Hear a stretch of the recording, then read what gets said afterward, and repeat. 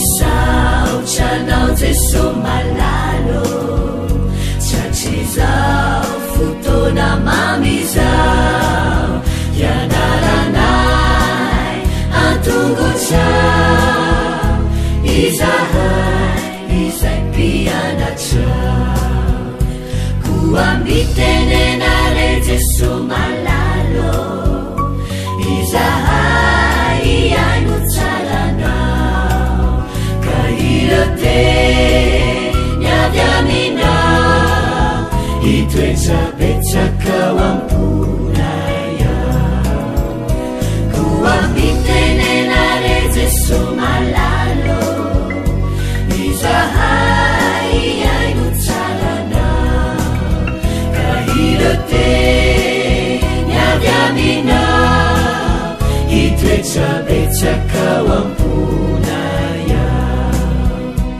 iroteny avy aminao itoetsabetsakao amponaya.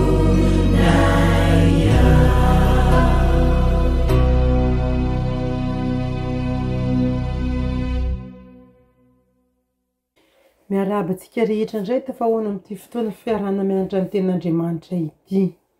Andeha hiaraka hivavaka isika. Andriamanitra rainay io midera sy mankalaza ny anaranao izay fa Andriamanitra tianay ianao. Makasitraka noho ny fiarovana ataonao aminay isa minitra isa-tsigondra. Makasitraka noho ny fitahiana ary akasitranay na ny fotoan-tsarotra izay mety lalovana aza satria navelanao iseho ireny mba hampianarana anay. Anomezanao lesona anay, ampitombo ny finoanay atoky anao, ary metezanao amelany elokay na mety tsy finoana sy amin'ny fahotana hafa. Ankehitriny izay dia handray ny teninao, meteza tompo hanadio ny fonay, ka ny fananao masina no hitoetra aty anatinay ahafahanay miaino izany feonao izany, ary ahitanay fifaliana sy atsapanay ny hamamy ny fianarana izany teninao izany. Dia manatreza izao fotoana izao satria tonona sy angatahana amin'ny anaran'i Jesosy mivavaka. Amen. Ny lohateny androany dia hoe famonjena sa fanonerana. Tsy dia tian'olona loatra ny resaka fahamelohana. Heveriny fa mampahory izany, ary koa ny fahatsapana famelohana dia manambara tsy fananam-pinoana ny filazantsara. Mety ho zava-tsoa tokoa nefa ny fahamelohana. Anao ahoana tokoa moa raha tsy mahatsiaro meloka amin'ny raha tsy nataony tamin'ny hafa mahitsy n'olona anankiray. Mety ho tsara tokoa ny fahatsiarovan-tena ho meloka, indrindra raha mitondra ho amin'ny fibebana sy ny fanonerana izany. Nandrem-pitoroteny iray aho nanao ty ohatra ity. Raha mampitandrina ny zanakao ianao tsy hikasikasika fatana mamay, dia noho ny fitiavanao azy izany. Kanefa raha mbola mikasika izany izy, dia atsapa fanaintainana ny tanany. Manamafy aminy ny famarinany teninao izany, ary koa miaro azy tsy hamerina intsony andrao anjo azy ny mafimafy kokoa noho izay. Tahaka ilay fatana ny fahamelohana, miteraka fanaintainana ara-panahy sy ara-petsepo izany, any ka tsy hanohy handratra ny tenantsika sy ny hafa intsony isika. Ny fahatsapana fahamelohana marina dia mitondra eo amin'i Jesosy izay ahitantsika fanafahana noho ny rana latsany. Vantany vao matateraka ireo dinga fekekeloka sy ny fanonerana ary ny fanaovana sorona isika, dia mila petraka eo amin'ny hazo fijaliana avokoa izay mety ho fahatsapana famelohana rehetra ka tsy hiverina alaina intsony avy eo. Ny tantaran'i Zakaiosy angamba no ohatra tsara indrindra momba ny fanonerana, izay hita ao amin'ny Liko 8:20 ka hatramin'ny 10. Andeha ho vakitsika izany tantara izany.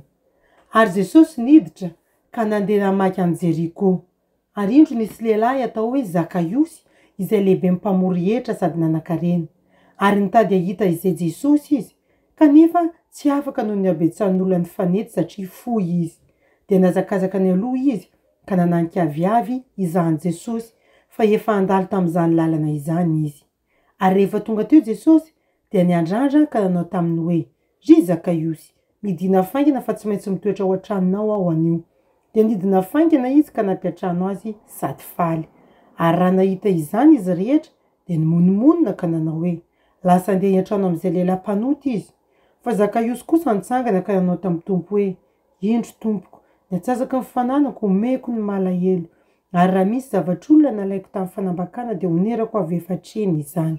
Ary hoy Jesosy taminy, anio no tonga eto amin'ity trano ity mifamonjena, fa izy dia zanaky Abrahama koa, fa efa tonga ny zanak'olona hitady sy hamonjy ny very. Mario no nasetran'i Jesosy ny fanoloran-tenany hanao fanonerana. Anio no tonga eto amin'ity trano ity ny famonjena, araka voalaza amin'ny 15. Koa inona no mandeha voalohany, ny famonjena sa ny fanonerana? Ny valiny dia izy roa. Noho ny fahasoavan'ny Tompo Jesosy, satria mitahy antsika amin'ny fanatrehany sy ny famonjena tolony izy, dia voaetsika nonotra ny fahadisoana nataontsika taminy sy tamin'ny hafa isika. Raha mbola ny filazantsara koa no resana, dia tsy maintsy ho vokatry ny famonjena ny fanonerana. Saintsaindo izay voasoratra ao amin'ny andalan-teny fototra, ary jereo izay miresaka an' Jesosy ao. Ino avy ireo fomba azotsika atao anonerana ny tsy mety nataontsika raha toa ka tsy resa-bola izany, ohatra hoe nangalatra na nandainga na nanao herisetra na nanao tsirambina isika. Toy ny mazatra ve sa hafa ny fahitantsika an' Jesosy eto? Dia antombavaka ty hoe inona no asetrinao ny fahitana an' Jesosy araka izany. Zay ny lesitsika androany, maneho ohatra lehibe nasehoan'i Jesosy sady tsara manoloana any mpanotana ankiray dia Zakaiosy, izay maneho fa ny fanonerana dia vokatra ny fahatsapana famonjena. Ary ny fahatsapany tena omeloka dia tena tsara tokoa raha mitarika antsika ho amin'ny tena fibebana sy fanonerana izany. Ka raha misy zavatra izay hatsapantsika manenjika ny eritreritrintsika foana, hatsapantsika fahameloka dia andao entina amin'i Jesosy. Fa rehefa tonga eo amin'i Jesosy kosa zany, rehefa tena mahazo an'ilay fibebana, andao hibebaka, andao honerana izany. Amin'ny alalan'ny fitariana masina dia afaka ataontsika zany fibebana sy fanonerana zany. Ary rehefa vita zay dia ho apetratsika eo amin'ny azo fijalian'i Jesosy ny fahatsapatena omeloka rehetra, dia tsy ho tsarovana na ho alaina intsony. Andeha hivavaka isika. Nisaotra Jesosy io ny amin'ny ohatra tsara sy lehibe nataonao tamin'i Zakaiosy. Fantatra efa tsy amin'ny Zakaiosy irery ianao manao an'izany fa aminay ihany koa. Koa ankehitriny, raha misy ota izay mbola tsy nibebanay, mehiteza fanahy masina hampatsiahy anay an'izany.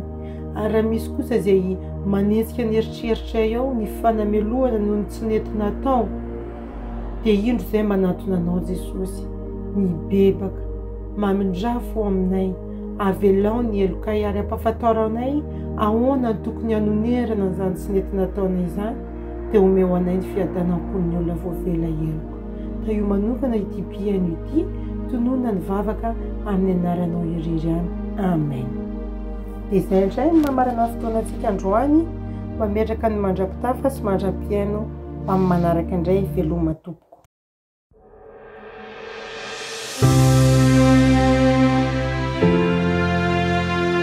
Mianatra eo an-tongotry Jesosy isan'andro.